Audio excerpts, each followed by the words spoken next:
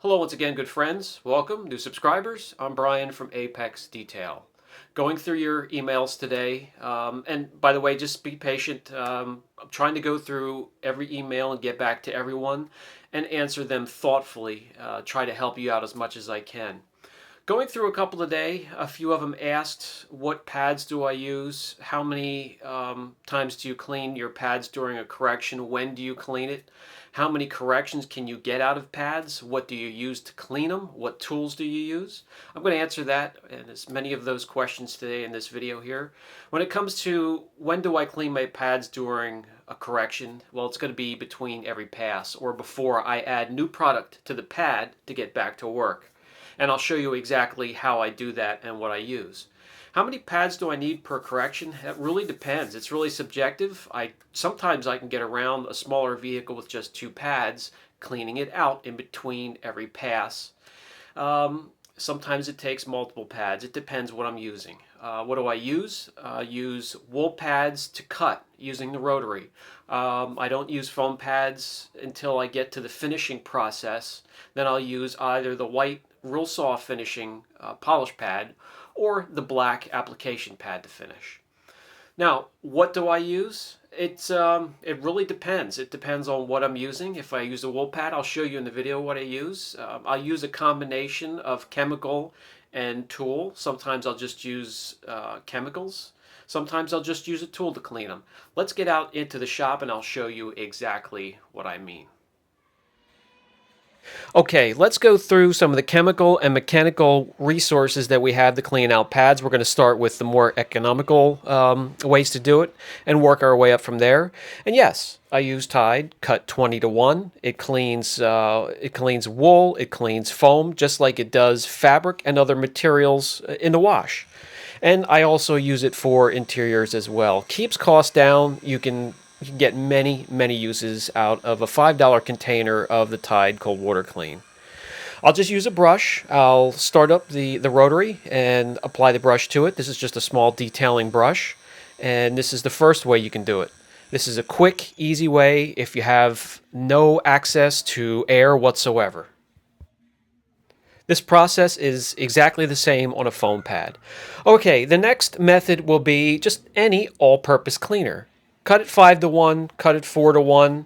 If it's a real heavily soiled pad, use 4-to-1.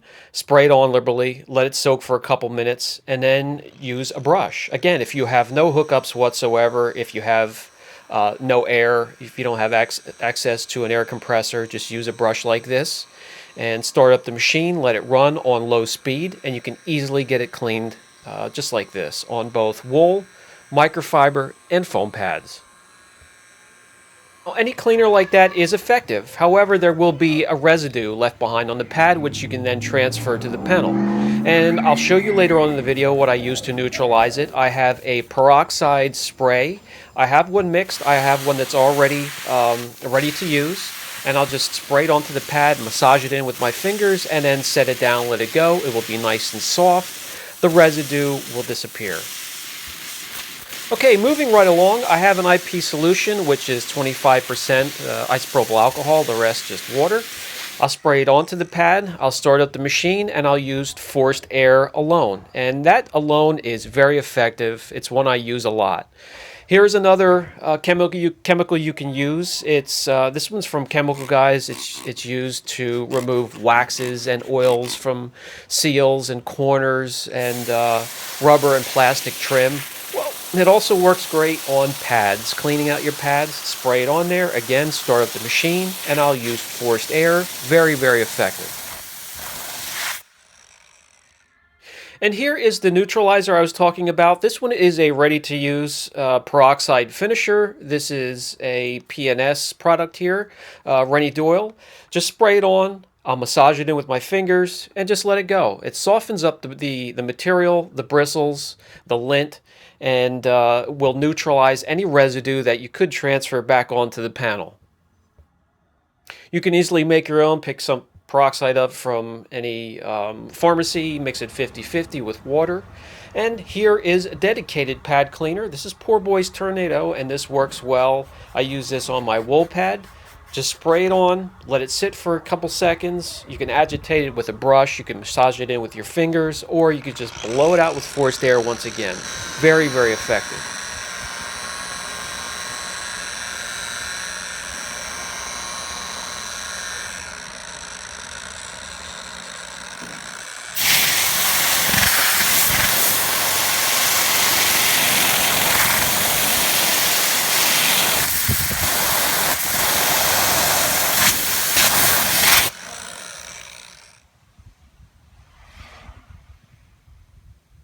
All right, another fiscally responsible way to do it is grab some NanoSkin upholstery cleaner. NanoSkin can be diluted to some real crazy ratios. I dilute this 20:1. There's plenty of surfactant in the formula to clean your pad.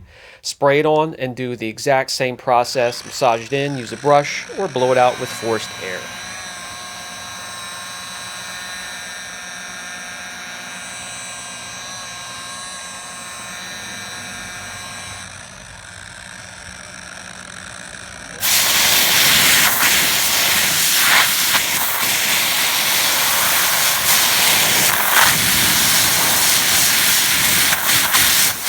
The one thing I want to make clear that I do not do, some others do and are successful, but it's just not my cup of tea. I will not use a pressure washer. I will not oversaturate because there's adhesive holding some of the layers together. I will not compromise that adhesive with either a pressure washer, soaking the pad, oversaturating, or using in a washer machine and then tumble dry in a dryer. These methods right here are what I use on a daily basis, and I get many, many uses out of the pad and hardly ever have layers separating. This method here is simply combining the chemical and mechanical tools I have available to clean the pad. I'm using Strip-Ease, Angel Wax, Wax and Oil Remover, combining that with the steamer, just running steam over the pad, and that opens up the pores a bit, relaxes the fibers so I can clean that crap out of there.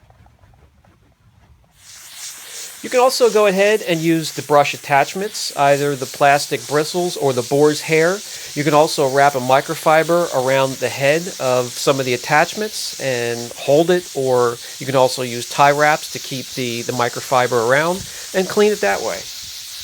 You can also take the attachments off altogether and just use the nose of the handle and blow that stuff out of there with steam and pressure combined.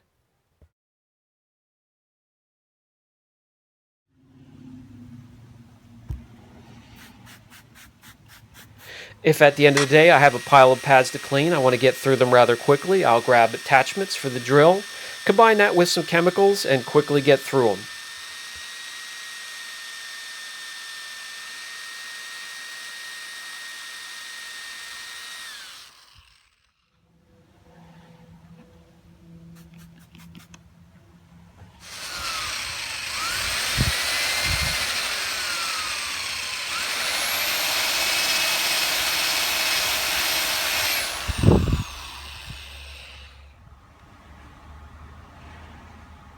Okay, my friends, those are some examples of some quick, easy, economical ways to clean and maintain your pads. Another question I get is, how many corrections can I get out of a pad? That depends for me. Using the wool pads, I can get 3, 4, sometimes 5 corrections out of a pad. Using 2 of them, 1 for each side, and sometimes more per correction. Again, the important part is cleaning the pad out thoroughly between every pass, and it will stay effective throughout the correction. When it comes to foam pads, I'll use the buff and shine pads to finish. When it comes to cut, I'll use Lake Country, either the low lint pre-washed wool pad, the short nap pad. I'll also use the blue hybrid pad, and sometimes the microfiber pads if there's some real major imperfections I need to remove. But when it comes to finish, it's going to be the buff and shine, either the soft white polishing pad or even the black application pad. All right, so I hope that helps. If you have any questions, don't hesitate. Brian from Apex Detail. Catch you in the next video.